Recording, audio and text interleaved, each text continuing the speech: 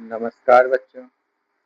आज हम कक्षा 9वीं और 10वीं में एक चैप्टर है बहुपद, जो बहुत इम्पोर्टेंट चैप्टर है। इसको हम पढ़ेंगे और इसके बारे में हम सवाल हल करेंगे। पहले हम इसका बेसिक नॉलेज लेते हैं कि बहुपद होता क्या है। तो बहुपद बोला जाता है, बहुपद बना है दो शब्दों से मिलकर के, बहुपद।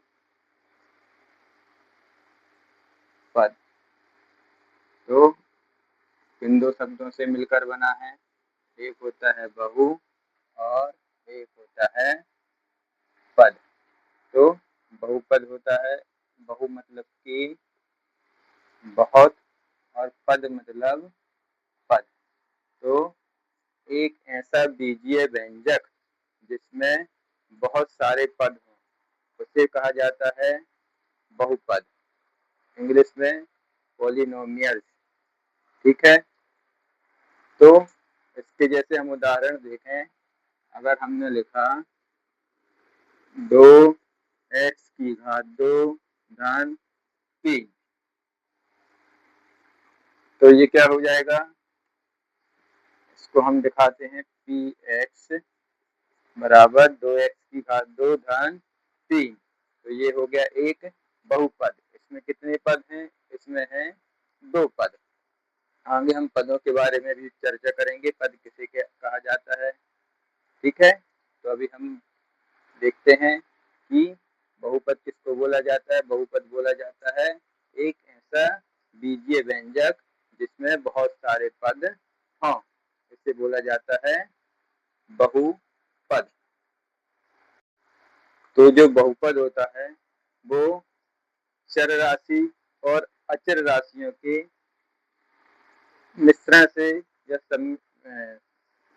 के जोड़ से बना होता है। ठीक है। तो हम देखते हैं कि बहुपद कैसे बना होता है।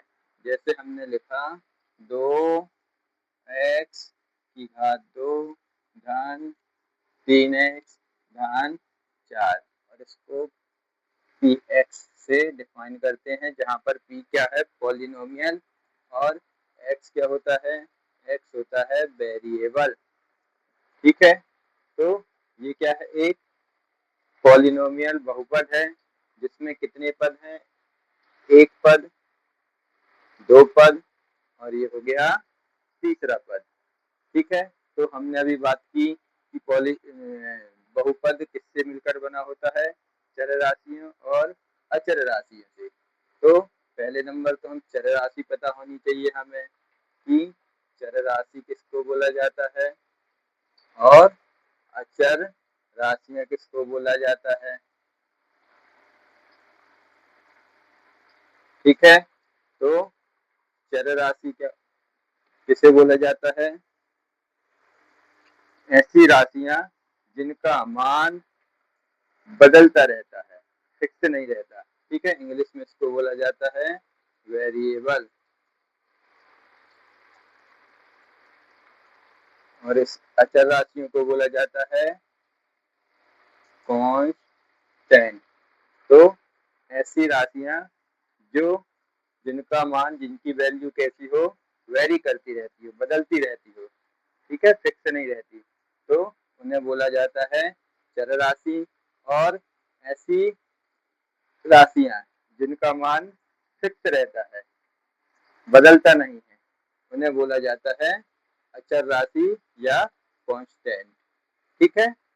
अब हम उदाहरण समझ लेते हैं कि चर राशियां क्या होती हैं और अचर राशियां क्या होती हैं। जैसे ए से लेकर के जेड तक जितने भी अल्फाबेट होते हैं, तो उनको चर राशियों को ए से लेकर के जेड तक के अल्फाबेट के द्वारा हम प्रदर्शित करते हैं, डिफाइन करते हैं। और अचर राशियां जो 0 से लेकर अनंत तक जितनी भी संख्याएं होती हैं, ठीक है, उनको हम अचर राशियां कहते हैं। अब जैसे यहाँ पर x लिखा हुआ है, तो x कैसी राशि हो गई, चर राशि हो गई।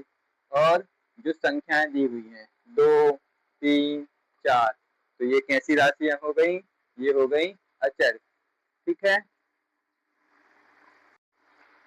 चर राशियों को हम बहुत ही सिंपल तरीके से समझ सकते हैं। जैसे मैंने आप लोगों से कहा कि आप अपने दो दोस्तों की आयु को का योग कीजिए। ठीक है, जैसे किसी बच्चे ने कहा कि अजय, और एक और बच्चा है जिसका नाम है रवि। ठीक है, अब अजय की आयु हो सकती है 15 वर्ष हो, और रवि की आयु हो सकती है 20 वर्ष हो। ठीक है, तो अब हमने इनको जोड़ा तो इनका योग कितना आ जाएगा? 35। अब जरूरी नहीं है कि ये एक ही बच्चे के दोस्त हों, किसी दूसरे बच्चे के भी दोस्त का नाम अजय हो सकता है। तो उसकी आयु मान लीजिए हैं हम, कितनी है? 10 वर्ष है। और एक उसी बच्चे का एक और दोस्त है रवि। ठीक है, उसकी आयु कितनी हो मान लेते हैं हम? 20 वर्ष। यहाँ पर 30 कर लेते हैं। कितनी है? 30 वर्ष। तो अगर हम इन दोनों का योग करें तो कितना आ जाएगा? 40। ठीक है, अजय को जैसे हमने बोला, किससे डिफाइन करा हमने? ए से, और रवि को हमने डिफाइन किया आर से। यहाँ पर भी ए और यहाँ पर आर। ठीक है, अब हमने जैसे बोला ए प्लस आर पहले में, तो कितना हो जाएगा? 15 धन 20 बराबर 35। और दूसरी बार हमने किया तो कितना हो जाएगा? ए प्लस आर बराबर कितना हो जाएगा? 10 धन 30 बराबर 40। तो देखो ए की वैल्यू क्या फिक्स है? नहीं है। यहाँ पर ए है 15 और यहाँ पर ए बदल कर हो गया 10। इसी तरीके से आर कितना है? 20 और यहाँ कितना हो गया? 35। ठीक, 30। तो जितने भी अल्फाबेट होते हैं, अगर हम उन्हें चर के रूप में माने तो इनकी वैल्यू कैसी होती है? वेरी करती रहती है, बदलती रहती है। जैसे यहाँ पर ये बदली हुई है। लेकिन अगर हम अचर राशि की बात करें तो अचर कैसी होगी? मान लो मैंने कहा 5 और 10 का योग कीजिए। ठीक है, तो जितने भी बच्चे होंगे वो 5 और 10 का योग करेंगे तो 15 ही आएगा। किसी का 20 नहीं आ सकता, किसी का 10 नहीं आ सकता। सबका चाहे वो कहीं पर भी ऐड करें, भोपाल, जबलपुर, इंदौर, ठीक है, कहीं पर भी ऐड करें तो वो कितना आएगा उनका योग? 15। मतलब कि अचर राशियों की वैल्यू, अचर राशियों का मान कैसा होता है? फिक्स होता है, वो बदलता नहीं है, कांस्टेंट होता है। और जो चर राशियां होती हैं उनका मान कैसा होता है? बदलता रहता है। जैसे हमने यहाँ पर एक बच्चे का ए माना था तो वो 15।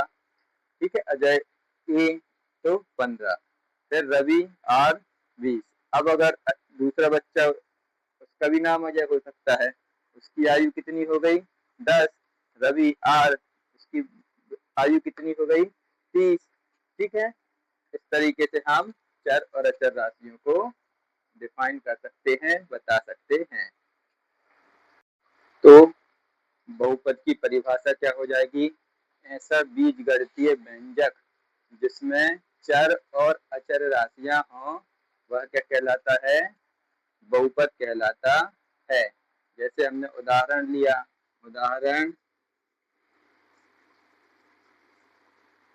2x square plus 3x plus 7।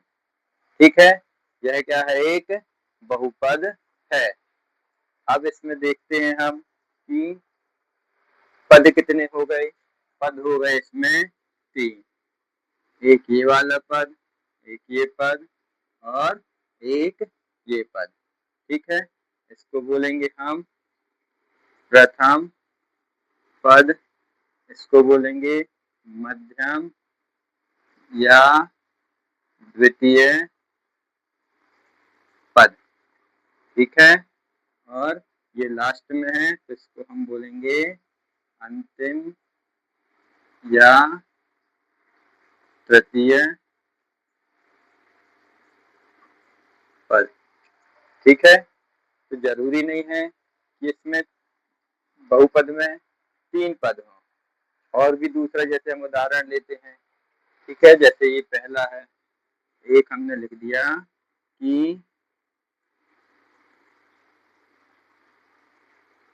x plus 1 P x बराबर, इधर भी रहेगा पी एक्स बराबर, ठीक है। तो ये हो गया। अब इसमें कितने पद हैं? इसमें 2 पद हैं, ठीक है। एक ये प्रथम पद और ये द्वितीय पद। इसी तरीके से अगर हम और लिखते हैं तीसरा पी, अब x जरूरी नहीं है x हो, यहाँ y भी हो सकता है, ठीक है। पी वाई बराबर y cube plus 2y square plus 3y plus 1। अब ये भी एक पॉलिनोमियल है, ठीक है। अब इसमें कितने पद हो गए? इसमें हो गए 4 पद, 1 2 3 4, ठीक है। अब हम देखते हैं, देखो इसमें चर राशियां और अचर राशियां हैं। तो जो x है इसको हम क्या बोलेंगे? ये क्या है? चर राशि, चर राशि। ये भी क्या है? चर राशि। और जो ये नंबर है इनको हम बोलते हैं कांस्टेंट या अचर राशियां,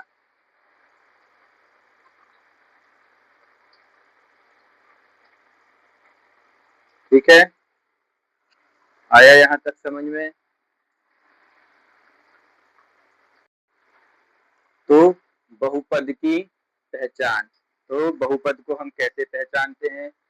अगर हमें कुछ बीजीय व्यंजक दे दिए जाए तो हम कैसे पहचानेंगे कि यह बहुपद है या यह बहुपद नहीं है? तो हम कैसे पहचाने, चलो हम इसको देखते हैं। जैसे हमने लिखा 3x square plus 2x plus 1, ठीक है। तो सबसे पहले तो यह एक बहुपद तो है और यह एक व्यंजक भी है। अगर हमसे बहुपद अकेला बोला जाए तो हमको यहाँ पर क्या लिखना पड़ेगा? पी एक्स बराबर, ठीक है। तो जहाँ पर पी एक्स लिखा हो तो समझ जाएंगे कि वह बहुपद है। और बहुपद में क्या होता है? जो अचर राशियां हैं उनकी घात, घात मतलब ये, ठीक है, घातांक। तो अचर राशियों की घातांक हमेशा एक पूर्ण संख्या होती है। अब पूर्ण संख्या क्या होती है, ठीक है, इसके बारे में भी हम चर्चा करते हैं। तो हमने अभी क्या देखा? बहुपद की पहचान में क्या होता है कि यहाँ पर पी एक्स लिखा हो तो वो क्या होता है? पी का मतलब होता है फुल फॉर्म पॉलिनोमियल, और एक्स क्या है? अचर राशि, जहां पर हम x का कुछ भी वैल्यू पुट कर सकते हैं, 0 कर सकते हैं, 1 2 3 कुछ भी नंबर हम पुट करके इस बहुपद का मान ज्ञात कर सकते हैं, वह हम आगे सीखेंगे, ठीक है। तो अभी हम क्या देखते हैं?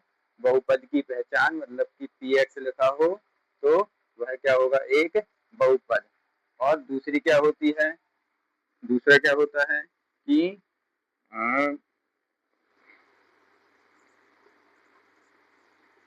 बहुपद में अचर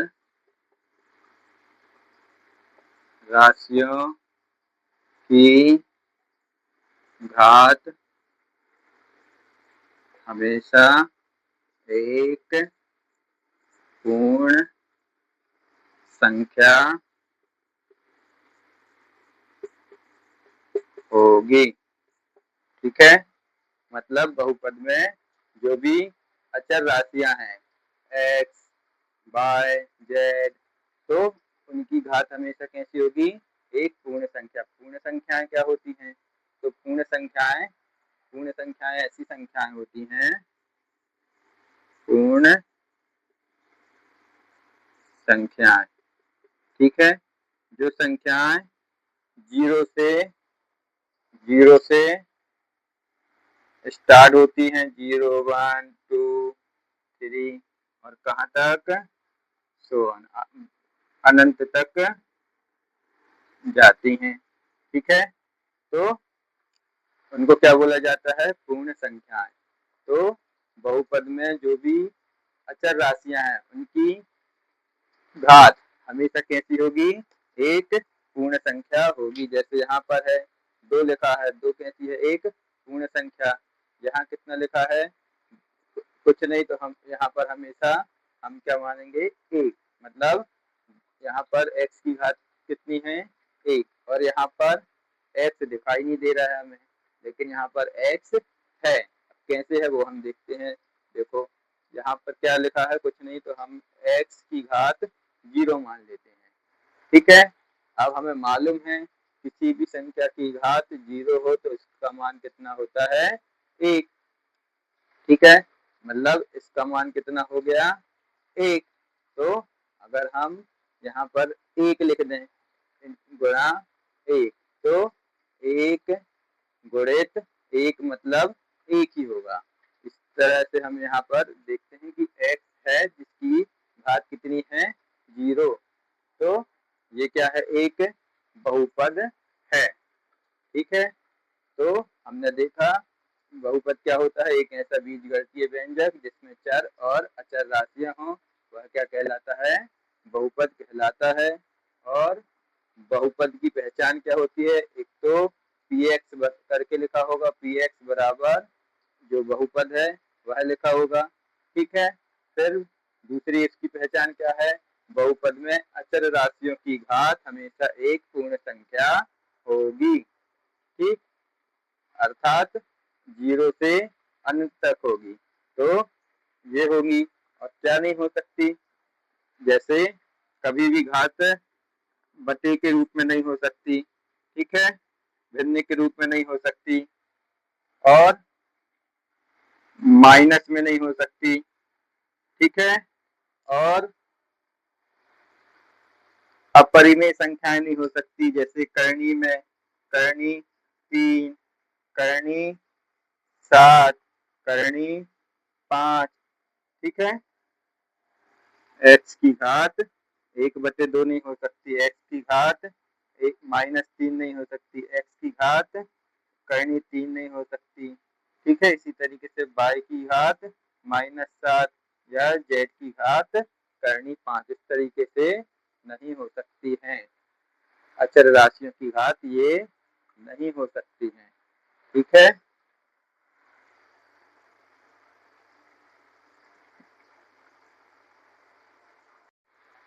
मैंने यहाँ पर कुछ बीजीय व्यंजक लिखे हुए हैं जिसमें से आपको बताना है कि क्या यह पॉलिनोमियल है या नहीं है, ठीक है। तो पहले आप देख लें सवालों को और कमेंट में बताएं कि यह बीजीय व्यंजक है या नहीं।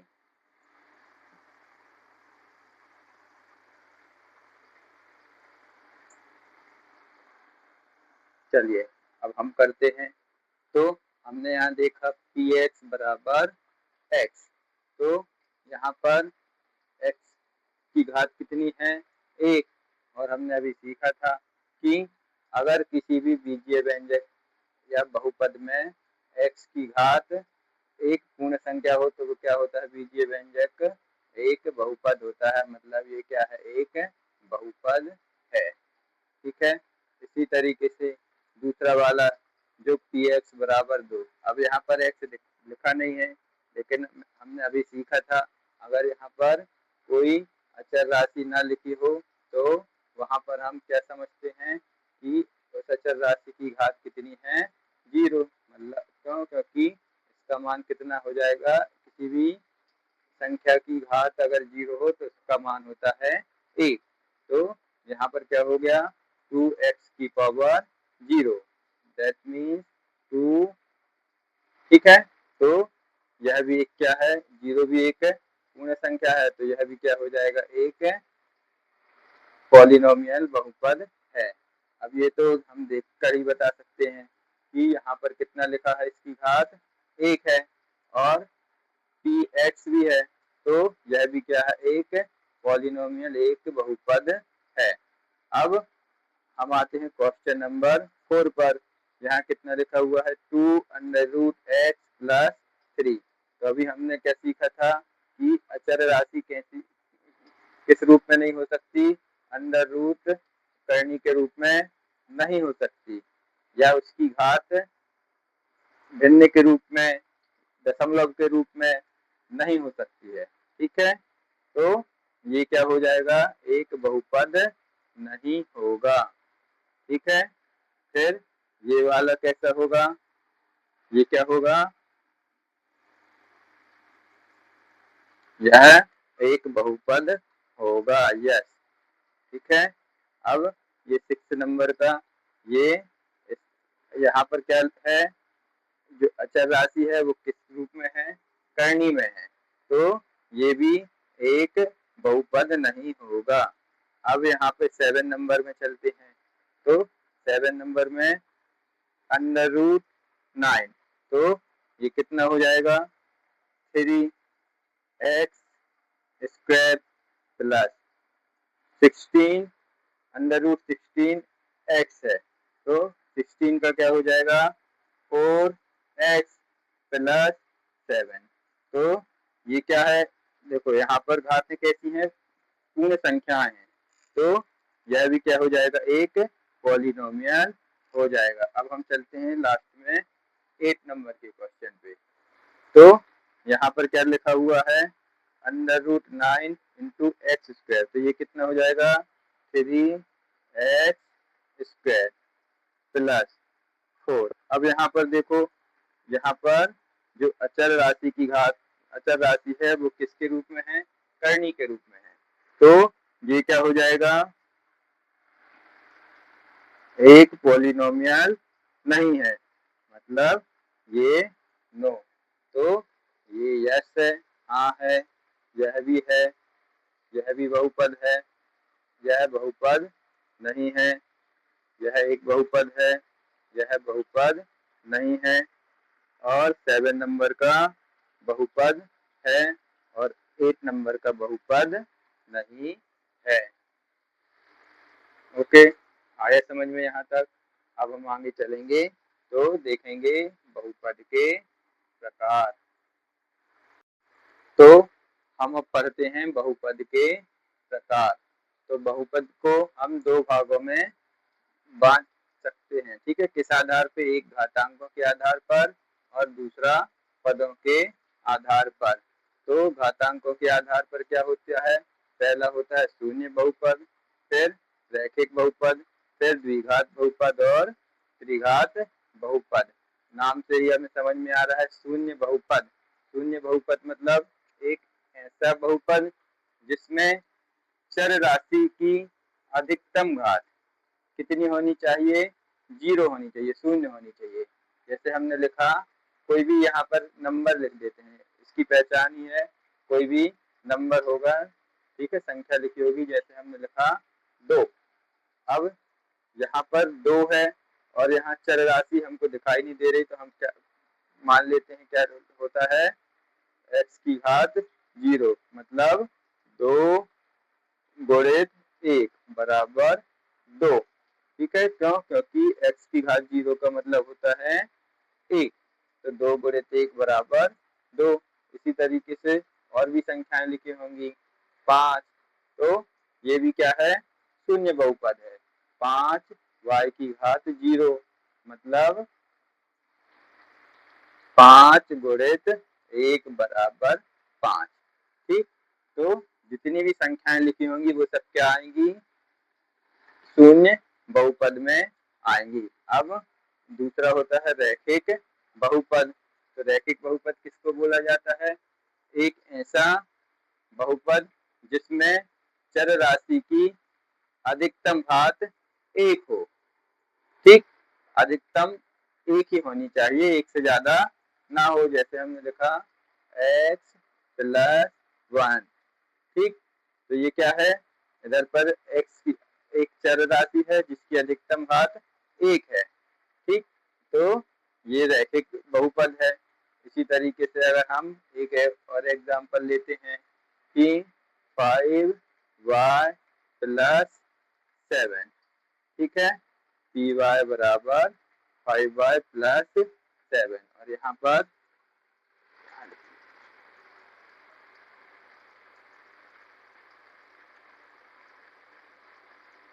ठीक, तो पी वाई बराबर प्लस 7 ये कैसा है, एक रैखिक बहुपद है।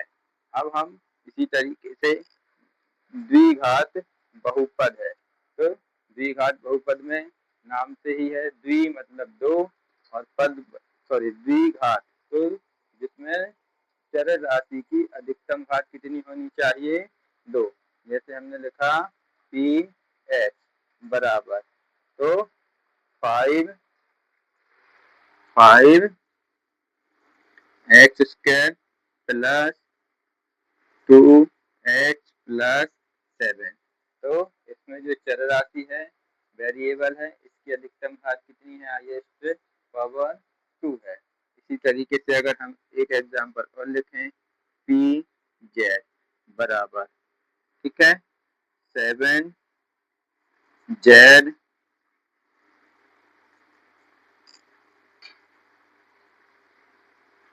Square plus 3। तो यह भी क्या है, एक द्विघात बहुपद है। अब इसी तरीके से हम देखते हैं त्रिघात बहुपद।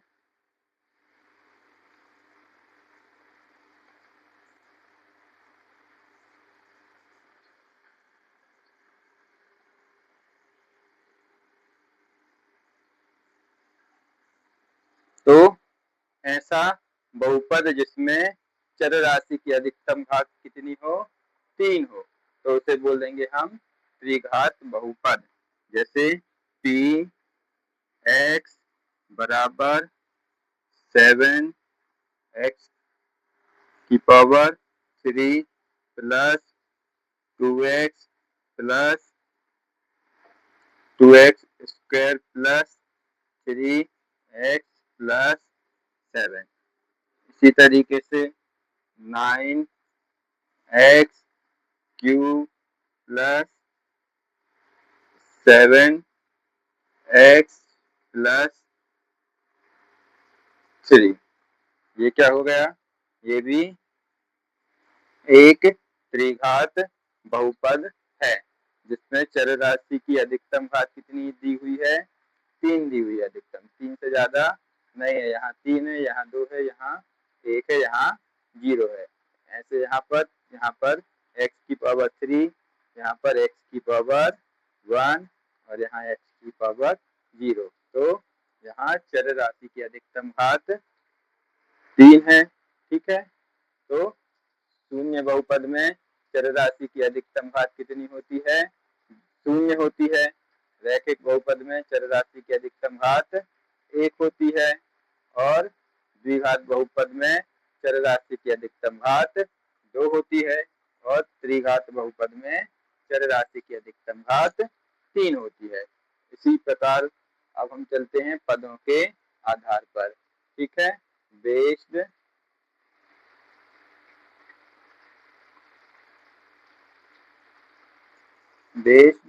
On terms. ठीक है, तो पदों के आधार पर, और इसको बोलेंगे हम बेस्ड ऑन डिग्री।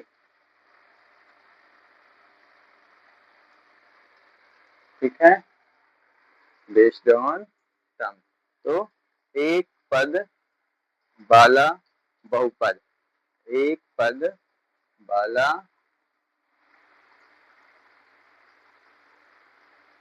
बहुपद। ठीक है, तो नाम से ही हमें पता चल रहा है कि एक पद वाला बहुपद मतलब कि जिसमें अधिकतम कितने पद होने चाहिए, एक पद होना चाहिए। जैसे हमने लिखा 2x, ठीक, इसमें कितने पद हैं, एक ही पद है। कितने पद हैं यहाँ पर, एक पद है। और दूसरा एग्जांपल लेते हैं, जैसे हमने लिखा 3, तो कितने पद हैं, एक पद है। और आगे देखते हैं तीसरा एग्जांपल 3x स्क्वायर, ये भी एक ही पद है। और 7x क्यूब, ये सभी कितने पद हैं, इसमें सब में एक एक पद है। तो ये कैसे हो गया, एक पद वाला बहुपद। और इनमें सब में घातांक देखो, एक पूर्ण संख्या है, किसी में भी भिन्न में नहीं है या करनी में नहीं है, ठीक है, दशमलव में नहीं है। तो ये सब क्या है, बहुपद है। और कौन से, एक पद वाले बहुपद। इसी तरीके से अब हम चलते हैं दूसरे प्रकार। तो द्विपद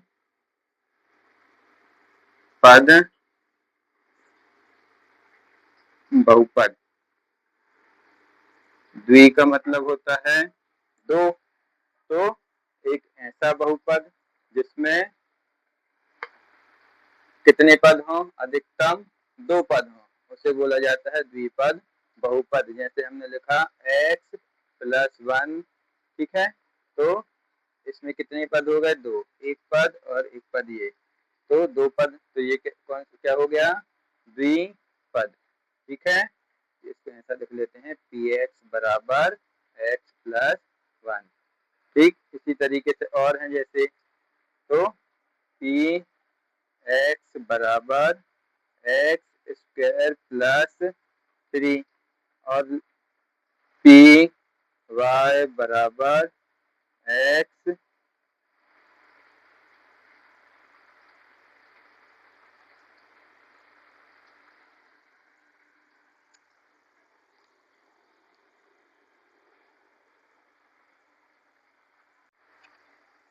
तो द्विपद बहुपद। तो इसमें भी हमें नाम से पता चल रहा है, द्विपद मतलब कि जिसमें अधिकतम कितने पद होने चाहिए, दो पद। जैसे हमने लिखा x + 1, ठीक है, x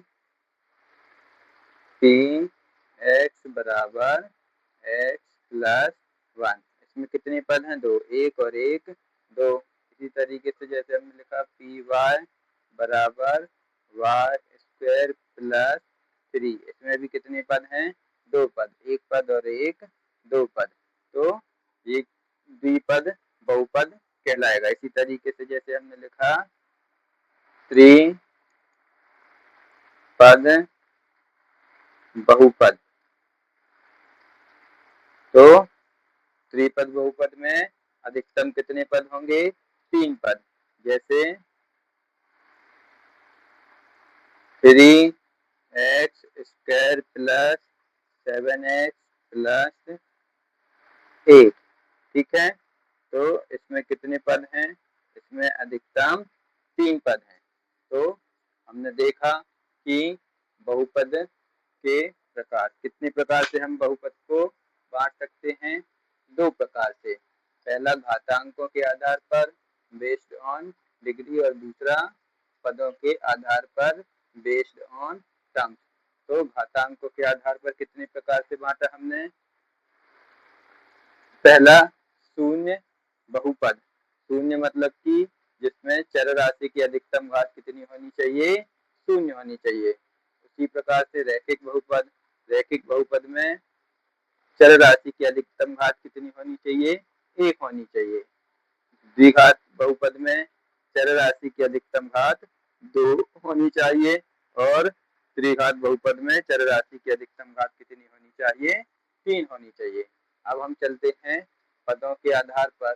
तो पदों के आधार पर एक पद वाला बहुपद, तो नाम से ही है, जैसे एक पद मतलब कि जिसमें पदों की संख्या कितनी होनी चाहिए, एक होनी चाहिए। यहाँ 2x तो एक पद है, 3x² तो यहाँ भी एक पद है, 3 यहाँ भी एक पद है और 7x3 तो यहाँ भी कितने हैं, एक पद है। तो ये सब एक पद वाले हो गए। ये द्विपद वाला बहुपद, तो यहाँ पदों की संख्या कितनी है, 2।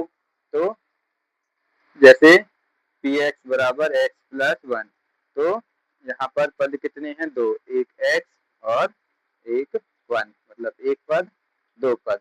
यहाँ भी py बराबर वाई स्क्वायर प्लस 3, तो एक पद दो पद और एक है त्रिपद बहुपद। तो यहाँ पर कितने हैं पदों की संख्या, px बराबर 3x square plus 7x plus 8 में एक पद, दो पद, तीन पद। एक और होता है जो जिसमें मैनी टर्म्स होते हैं, ठीक है, मतलब बहुत सारे पद होते हैं, वो हमारे 10वीं में 9वीं में है नहीं। तो हम यहाँ तक चलते हैं, फिर अब हम चलते हैं शून्यक। तो शून्यक किसे कहते हैं ये आगे हम समझेंगे, और शून्यक निकालते कैसे हैं यह समझेंगे, ठीक है। अगर वीडियो पसंद आ रही हो तो लाइक करें और चैनल को सब्सक्राइब करें, ठीक। तो अब हम आगे पढ़ते हैं शून्यक। तो शून्यक जिसे इंग्लिश में बोला जाता है जीरोस, तो हम शून्यक किसे बोलते हैं, ठीक है। तो शून्यक बोला जाता है एक ऐसी संख्या को जिसको हम बहुपद में रखें। बहुपद मतलब जो हमें बहुपद दिया होगा उसमें हम चर राशि की जगह पर रखें, चर राशि की जगह पर रखें, तो उस बहुपद का मान कितना हो जाना चाहिए, 0 हो जाना चाहिए, ठीक। तो हम ऐसी संख्या जिसको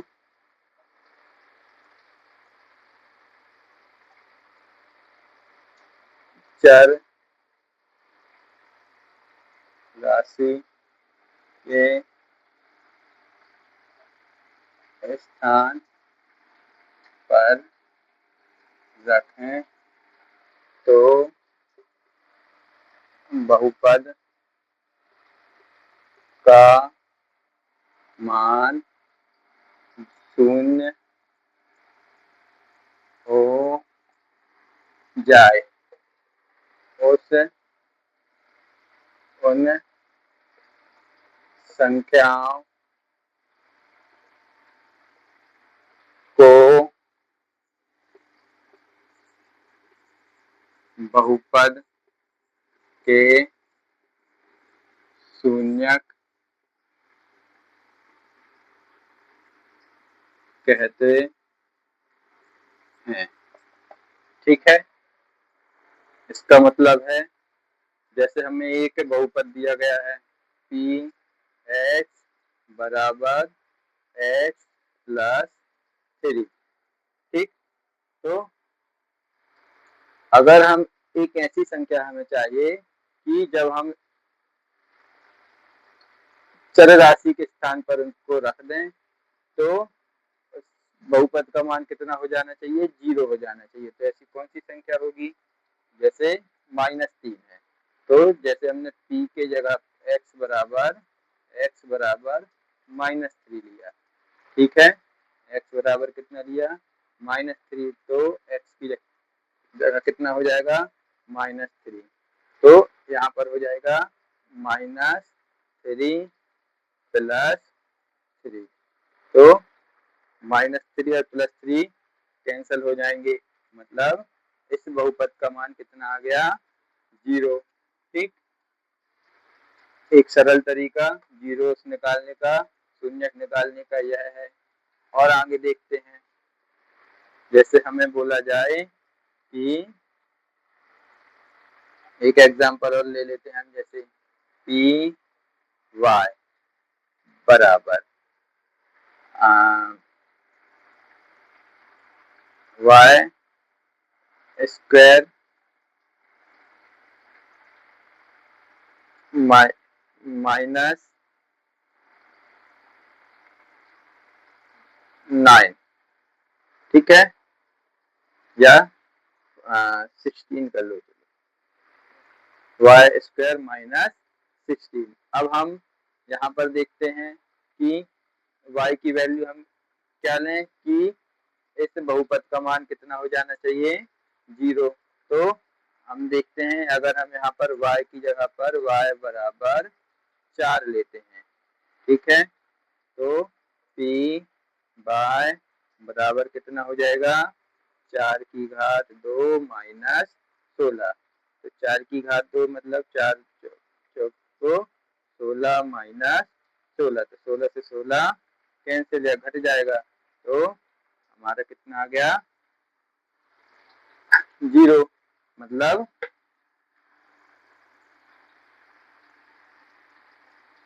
एक ऐसी संख्या जिसको हम चर राशि में के स्थान पर रखें तो उस बहुपद का मान कितना हो जाना चाहिए, 0। ठीक है।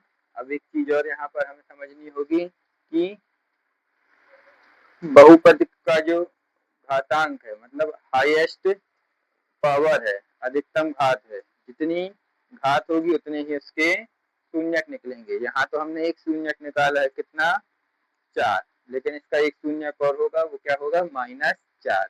चलो उसको भी देखते हैं। जैसे हमने पी वाई बराबर y² माइनस 16 दिया है। अगर हम y की जगह पर -4 पुट करें, ठीक है, तो कितना हो जाएगा, -4 की घात 2 माइनस 16। तो -4 की घात 2 मतलब माइनस और माइनस प्लस, और 4 चौको 16, तो 16 माइनस 16। तो इस 16 से ये वाला 16 घट जाएगा या कैंसिल हो जाएगा। तो यहाँ पर भी अगर हमने देखो, यहाँ पर हमने +4 रखा था तो भी इस बहुपद का मान कितना हो गया, 0 हो गया, और यहाँ हमने -4 रखा तो यहाँ पर भी इस बहुपद का मान कितना हो गया, 0। तो बहुपद की जितनी अधिकतम घात होगी, ठीक, उतने ही इसके जीरोस निकलेंगे। यहाँ अधिकतम घात कितनी थी, 1, तो 1 जीरो निकला, शून्यक निकला था, -3। यहाँ पर कितनी है, 2 है अधिकतम घात, तो यहाँ कितने जीरो निकले, कितने शून्यक निकले, 2। ठीक है। एक तरीका तो ये होता है, एक दूसरा तरीका होता है जिसको हम आगे पढ़ाएंगे। ठीक है। अगर वीडियो पसंद आई हो तो वीडियो को लाइक करें और चैनल को सब्सक्राइब करें। जैसे हमें एक सवाल दिया हुआ है, 2x बराबर 2x प्लस 1 के 2x प्लस 1 के शून्य ज्ञात करें। ठीक है, तो हम इसको किस तरीके से करते हैं, हम 2x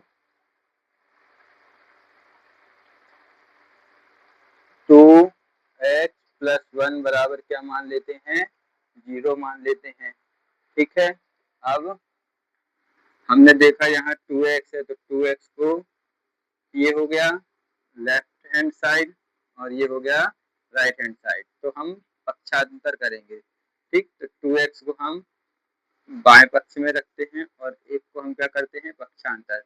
तो बाएं पक्ष से एक कहाँ जाएगा, दाएं पक्ष में जाएगा, तो वो कैसा हो जाएगा, माइनस में बदल जाएगा। यहाँ प्लस है तो यहाँ पर जाएगा तो -1 हो जाएगा।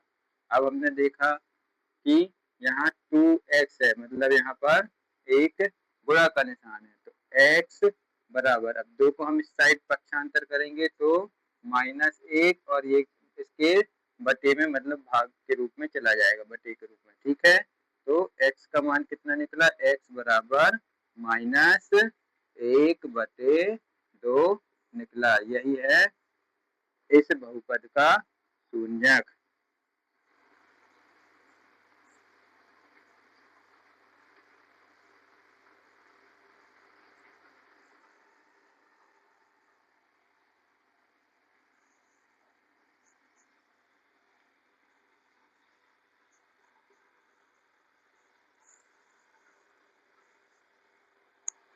ठीक है। अगर हमें चेक करना है कि हमने सही शून्यक निकाला है कि नहीं, कहीं गलत तो नहीं है, तो हम इसको कैसे चेक करते हैं, सत्यापित कैसे करते हैं।